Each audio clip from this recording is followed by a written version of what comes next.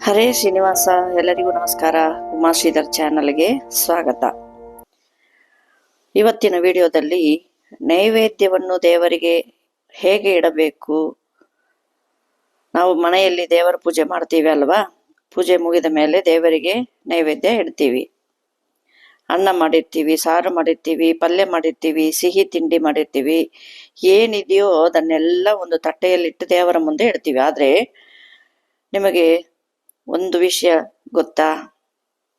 ನೈವೇದ್ಯ ಅಂದ್ರೆ ಬರೀ ಒಂದು ತಟ್ಟೆಯಲ್ಲಿ ಅಡುಗೆ ತಂದು ದೇವರ ಮುಂದೆ ಇಡೋದು ಮಾತ್ರ ಅಲ್ಲ. ನೈವೇದ್ಯ ಇಡುವುದಕ್ಕೂ ನಮ್ಮ ಸಂಪ್ರದಾಯದಲ್ಲಿ ಕೆಲವು ಕ್ರಮಗಳು ಇವೆ. ಯಾವ ಪದಾರ್ಥವನ್ನು ತಟ್ಟೆಯಲ್ಲಿ ಎಲ್ಲಿ ಇಡಬೇಕು, ತುಳಸಿ ದಳವನ್ನು ಹೇಗೆ ಇಡಬೇಕು, ಪ್ರೋಕ್ಷಣೆ ಹೇಗೆ ಮಾಡಬೇಕು, ಇವೆಲ್ಲದಕ್ಕೂ ಒಂದು ಕ್ರಮ ಇದೆ. ಅದನ್ನೇ ಇವತ್ತು ನಾವು ಸರಳವಾಗಿ ನೋಡೋಣ. ಮೊದಲಿಗೆ ಒಂದು ಪ್ರಶ್ನೆ.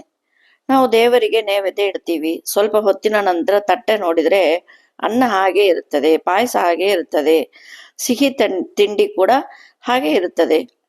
ಆಗ ಕೆಲವರಿಗೆ ಒಂದು ಅನುಮಾನ ಬರಬಹುದು, ದೇವರು ನೈವೇದ್ಯ ಸ್ವೀಕರಿಸಿದ್ರು ಅಂತ ಹೇಗೆ ಗೊತ್ತಾಗುತ್ತೆ ಅಂತ. ಇಲ್ಲಿ ನಾವು ಒಂದು ವಿಷಯ ಅರ್ಥ ಮಾಡ್ಕೋಬೇಕು. ಭಗವಂತನಿಗೆ ನಮ್ಮ ಹಾಗೆ ಹಸಿವು ದಾಹ ಅಂತ ಏನೂ ಇಲ್ಲ. ಅವನು ಸಂಪೂರ್ಣನಾದವನು. ಹಾಗಾಗಿ ನಾವು ಇಟ್ಟ ಊಟವನ್ನು ನಮ್ಮ ಹಾಗೆ ಕೂತು ಊಟ ಮಾಡಬೇಕು ಅಂತ ಏನಿಲ್ಲ. ನಾವು ಕಣ್ಣಿಗೆ ಕಾಣುವ ಆಹಾರವನ್ನು ದೇವರ ಮುಂದೆ ಇಡ್ತೀವಿ, ಅದು ಹಾಗೆ ತಟ್ಟೆಯಲ್ಲಿ ಉಳಿಯುತ್ತೆ. ಆದ್ರೆ ನಾವು ಏನನ್ನು ಕೊಡ್ತೀವಿ? ಭಗವಂತನೇ, ನೀನು ಕೊಟ್ಟದ್ದನ್ನೇ ನಿನಗೆ ಕೊಡ್ತಾ ಇದ್ದೀನಿ, ಇದನ್ನ ಸ್ವೀಕರಿಸಿ ನಮಗೆ ಪ್ರಸಾದವಾಗಿ ಕೊಡು ಅಂತ ಭಕ್ತಿಯಿಂದ ಕೊಡ್ತೀವಿ. ಅದೇ ನೈವೇದ್ಯದ ಮುಖ್ಯ ಭಾವ. ನಾವು ಎಷ್ಟು ರುಚಿಯಾಗಿ ಅಡುಗೆ ಮಾಡ್ತೀವಿ ಅನ್ನೋದಕ್ಕಿಂತ ಯಾವ ಮನಸ್ಸಿನಿಂದ ದೇವರಿಗೆ ಇಟ್ಟಿದ್ದೀವಿ ಹಾಗೂ ಅನ್ನೋದು ತುಂಬಾ ಮುಖ್ಯ. ಇನ್ನು ನೈವೇದ್ಯದ ತಟ್ಟೆಯ ವಿಷಯಕ್ಕೆ ಬರೋಣ. ನೈವೇದ್ಯ ಇಡುವ ತಟ್ಟೆ ಹೇಗಿರಬೇಕು? ಸಾಧ್ಯವಾದರೆ ಬೆಳ್ಳಿ, ತಾಮ್ರ, ಕಂಚು ಅಥವಾ ಶುದ್ಧವಾದ ಮಣ್ಣಿನ ಪಾತ್ರಗಳನ್ನು ಕೂಡ ಬಳಸಬಹುದು. ಪೂಜೆಗೆ ಇಡುವ ತಟ್ಟೆ ಸ್ವಚ್ಛವಾಗಿರಬೇಕು. ಮುರಿದಿರೋದು, ಚೂರು ಬಿದ್ದಿರೋದು ಇಂತಹ ಪಾತ್ರೆಗಳನ್ನು ನೈವೇದ್ಯಕ್ಕೆ ಬಳಸದೇ ಇರೋದು ಒಳ್ಳೆಯದು. ಇನ್ನು ಒಂದು ಮುಖ್ಯವಾದ ವಿಷಯ ಇದೆ. ನೈವೇದ್ಯದ ತಟ್ಟೆಯನ್ನು ಹಾಗೆ ನೆಲದ ಮೇಲೆ ಇಟ್ಟು ಬಿಡಬಾರದು. ಆ ಜಾಗವನ್ನು ಮೊದಲು ಶುದ್ಧ ಮಾಡಿಕೊಂಡು ನೀರಿನಿಂದ ಪ್ರೋಕ್ಷಣೆ ಮಾಡಿ ಗಂಧದಿಂದ ಒಂದು ಮಂಡಲ ಹಾಕಿ ಅದರ ಮೇಲೆ ನೈವೇದ್ಯದ ಹರಿವಾಣ ಇಡಬಹುದು. ಅಂದ್ರೆ ತಟ್ಟೆ ಮಾತ್ರ ಶುದ್ಧ ಇರೋದಲ್ಲ, ತಟ್ಟೆ ಇಡುವ ಜಾಗವು ಶುದ್ಧವಾಗಿ ಇರಬೇಕು. ತಟ್ಟೆಯಲ್ಲಿ ಯಾವ ಪದಾರ್ಥವನ್ನು ಎಲ್ಲಿ ಇಡಬೇಕು ನೋಡೋಣವಾ? ಇದು ತುಂಬಾ ಮುಖ್ಯ ವಿಷಯ. ನಾವು ಮನೆಯಲ್ಲಿ ಯಾರಾದ್ರೂ ಊಟಕ್ಕೆ ಕೂತಾಗ ಎಲ್ಲವನ್ನು ಒಂದೇ ಕಡೆ ಹಾಕಿ ಬಿಡಲ್ಲ ಅಲ್ವಾ? ಪಲ್ಯ ಒಂದು ಕಡೆ, ಸಿಹಿ ಒಂದು ಕಡೆ, ಅನ್ನ ಒಂದು ಕಡೆ ಅಂತ ಅಚ್ಚುಕಟ್ಟಾಗಿ ಇಡ್ತೀವಿ. ಅದೇ ರೀತಿ ದೇವರಿಗೆ ನೈವೇದ್ಯ ಇಡುವಾಗಲೂ ಪದಾರ್ಥಗಳನ್ನು ದಿಕ್ಕಿನ ಪ್ರಕಾರ ಜೋಡಿಸುವ ಕ್ರಮ ಇದೆ. ಆಗ್ನೇಯ ಭಾಗ ಅಂದ್ರೆ ತಟ್ಟೆಯ ಕೆಳಗಿನ ಬಲಭಾಗ. ಆ ಭಾಗದಲ್ಲಿ ಚಪಾತಿ, ಪೂರಿ, ಭಕ್ಷ್ಯಗಳು, ಸಿಹಿ ತಿಂಡಿಗಳು ಮತ್ತು ಪಲ್ಯಗಳನ್ನು ಇಡಬಹುದು. ಈ ಜಾಗದಲ್ಲಿ ಅಗ್ನಿ ದೇವತೆ ಮತ್ತು ಮಧುಸೂದನ ರೂಪವನ್ನು ನೆನೆದುಕೊಂಡು ನೈವೇದ್ಯ ಇಡ್ತಾರೆ. ಅಂದ್ರೆ ನಾವು ಪೂರಿ ಇಡ್ತಿದ್ದೀವಿ, ಸಿಹಿ ಇಡ್ತಿದ್ದೀವಿ ಅಂತ ಮಾತ್ರ ಅಲ್ಲ, ಶ್ರೀಹರಿಯ ಅನುಗ್ರಹದಿಂದ ಸಿಕ್ಕಿದ್ದ ಈ ಆಹಾರವನ್ನು ನಿನಗೆ ಅರ್ಪಿಸುತ್ತಿದ್ದೀನಿ ಅನ್ನೋ ಭಾವ ಮುಖ್ಯವಾಗಿ ಇರಬೇಕು. ನಂತರ ನೈಋತ್ಯ ಭಾಗ, ತಟ್ಟೆಯ ಕೆಳಗಿನ ಎಡಭಾಗ. ಈ ಭಾಗದಲ್ಲಿ ಚಿತ್ರಾನ್ನ, ವಾಂಗಿಬಾತು, ಹುಳಿಯನ್ನ, ಬಿಸಿಬೇಳೆ ಬಾತು ಹೀಗೆ ಕಲಸಿದ ಅನ್ನ ಪದಾರ್ಥಗಳನ್ನು ಇಡಬಹುದು. ಈ ಭಾಗಕ್ಕೂ ಸಂಪ್ರದಾಯದಲ್ಲಿ ವಿಶೇಷ ಅನುಸಂಧಾನವನ್ನು ಹೇಳಲಾಗಿದೆ. ನಂತರ ವಾಯವ್ಯ ಭಾಗ, ತಟ್ಟೆಯ ಮೇಲಿನ ಎಡಭಾಗ. ವಾಯವ್ಯ ಭಾಗದಲ್ಲಿ ಶುದ್ಧವಾದ ಬಿಳಿ ಅನ್ನವನ್ನು ಇಡಬೇಕು. ಅದರ ಮೇಲೆ ಆಕಳ ತುಪ್ಪವನ್ನು ಸ್ವಲ್ಪ ಹಾಕಬಹುದು. ಈ ಜಾಗದಲ್ಲಿ ಮುಖ್ಯ ಪ್ರಾಣ ದೇವರು ಮತ್ತು ವಾಸುದೇವ ರೂಪವನ್ನು ನೆನೆದುಕೊಳ್ಳುತ್ತಾರೆ. ಅನ್ನದ ಮೇಲೆ ತುಪ್ಪ ಹಾಕುವಾಗಲೂ ಭಕ್ತಿಯಿಂದ ಹಾಕಬೇಕು. ನೆಕ್ಸ್ಟ್ ಈಶಾನ್ಯ ಭಾಗ, ತಟ್ಟೆಯ ಮೇಲಿನ ಬಲಭಾಗ. ಈಶಾನ್ಯ ಭಾಗದಲ್ಲಿ ಹಾಲು, ಮೊಸರು, ಮಜ್ಜಿಗೆ, ಪಾಯಸ ಇಂಥ ಪದಾರ್ಥಗಳನ್ನು ಇಡಬಹುದು. ಈಗ ತಟ್ಟೆಯನ್ನು ನಮ್ಮ ಮುಂದೆ ಇಟ್ಟುಕೊಂಡಿದ್ದೀವಿ ಅಂತ ಅಂದುಕೊಳ್ಳಿ. ತಟ್ಟೆಯ ಕೆಳಗಿನ ಬಲಭಾಗದಲ್ಲಿ ಪೂರಿ, ಚಪಾತಿ, ಸಿಹಿ ತಿಂಡಿ, ಪಲ್ಯ ಇಡೋಣ. ಕೆಳಗಿನ ಎಡಭಾಗದಲ್ಲಿ ಚಿತ್ರಾನ್ನ, ವಾಂಗಿಬಾತು, ಹುಳಿಯನ್ನ ಇವೆಲ್ಲ ಇಡಬೇಕು.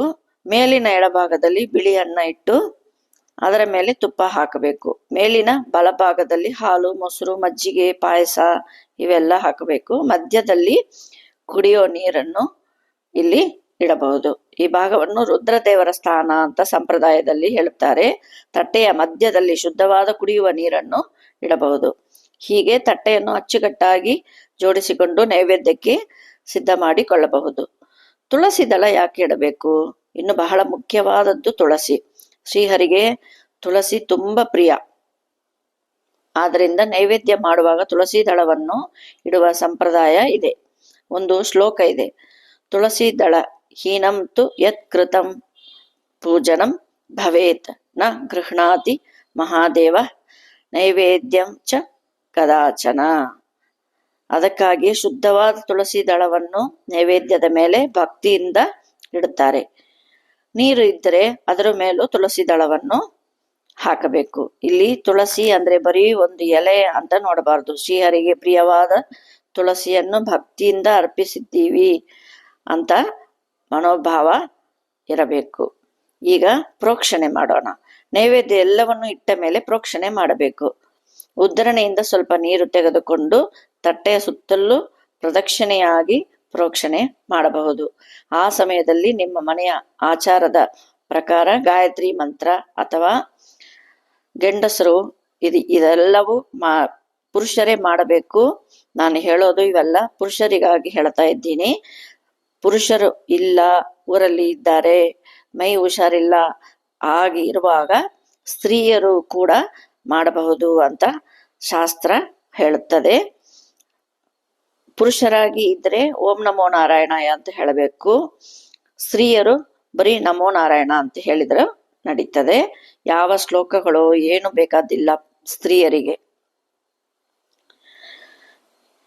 ಭಗವಂತನೇ, ಈ ನೈವೇದ್ಯವನ್ನು ನಿನಗೆ ಭಕ್ತಿಯಿಂದ ಕೊಡ್ತಾ ಇದ್ದೀನಿ, ಸ್ವೀಕರಿಸು ಅಂತ ಮನಸ್ಸಿನಲ್ಲಿ ಹೇಳಿಕೊಂಡ್ರೆ, ನೆನೆಸಿಕೊಂಡ್ರೆ ಸಾಕು ಅಂತೆ ಸ್ತ್ರೀಯರಿಗೆ.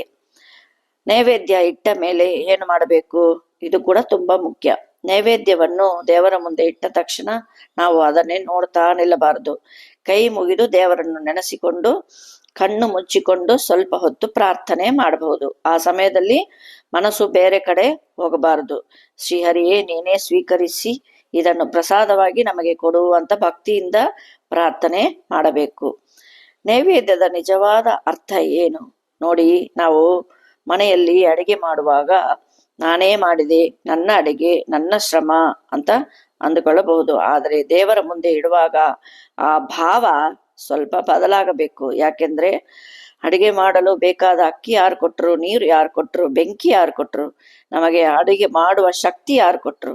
ಎಲ್ಲವೂ ಭಗವಂತನ ಅನುಗ್ರಹದಿಂದಲೇ ಅಲ್ವಾ. ಹಾಗಾಗಿ ನಾವು ಏನ್ ಮಾಡ್ತೀವಿ? ಅವನು ಕೊಟ್ಟದ್ದನ್ನೇ ಅವನಿಗೆ ಮತ್ತೆ ಕೊಡ್ತೀವಿ. ಭಗವಂತನೇ, ಇದು ನನ್ನದು ಅಂತ ಏನು ಇಲ್ಲ, ನೀನು ಕೊಟ್ಟದ್ದನ್ನೇ ನಿನಗೆ ಅರ್ಪಿಸುತ್ತಿದ್ದೀನಿ ಅಂತ ಮನಸ್ಸಿನಲ್ಲಿ ಅಂದುಕೊಂಡು ನೈವೇದ್ಯವನ್ನು ಮಾಡಬೇಕು. ಅದಕ್ಕೆ ನೈವೇದ್ಯ ಅಂದ್ರೆ ಬರೀ ಊಟ ಇಡುವುದಲ್ಲ, ನಮ್ಮ ಭಕ್ತಿಯನ್ನು, ನಮ್ಮ ಕೃತಜ್ಞತೆಯನ್ನು ಭಗವಂತನಿಗೆ ಹೇಳಿಕೊಳ್ಳುವ ಒಂದು ಸುಂದರವಾದ ವಿಧಾನ.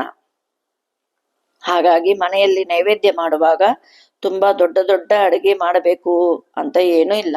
ನಮ್ಮ ಮನೆಯಲ್ಲಿ ಏನು ಸಾತ್ವಿಕವಾಗಿ ಮಾಡುತ್ತೀವೋ ಅದನ್ನೇ ಶುದ್ಧವಾಗಿ ಪ್ರೀತಿಯಿಂದ ದೇವರಿಗೆ ಇಡಬಹುದು. ಆದರೆ ಸಾಧ್ಯವಾದಷ್ಟು ನಮ್ಮ ಸಂಪ್ರದಾಯದಲ್ಲಿ ಹೇಳಿರೋ ಕ್ರಮವನ್ನು ತಿಳಿದುಕೊಂಡು ಮಾಡಬೇಕು. ತಟ್ಟೆಯನ್ನು ಸ್ವಚ್ಛವಾಗಿ ಇಡೋಣ, ಪದಾರ್ಥಗಳನ್ನು ಸರಿಯಾಗಿ ಜೋಡಿಸೋಣ, ತುಳಸಿ ದಳ ಇಡೋಣ, ಪ್ರೋಕ್ಷಣೆ ಮಾಡೋಣ ಮತ್ತು ಎಲ್ಲಕ್ಕಿಂತ ಮುಖ್ಯವಾಗಿ ಭಕ್ತಿಯಿಂದ ದೇವರನ್ನು ನೆನೆಸಿಕೊಂಡು ನೈವೇದ್ಯವನ್ನು ಮಾಡೋಣ. ಇವತ್ತಿನ ವಿಷಯ ಉಪಯೋಗ ಆಗಿದ್ದರೆ ಪೂಜೆ ಮಾಡುವ ನಿಮ್ಮ ಮನೆಯವರಿಗೂ ಎಲ್ಲರಿಗೂ ಶೇರ್ ಮಾಡಿ.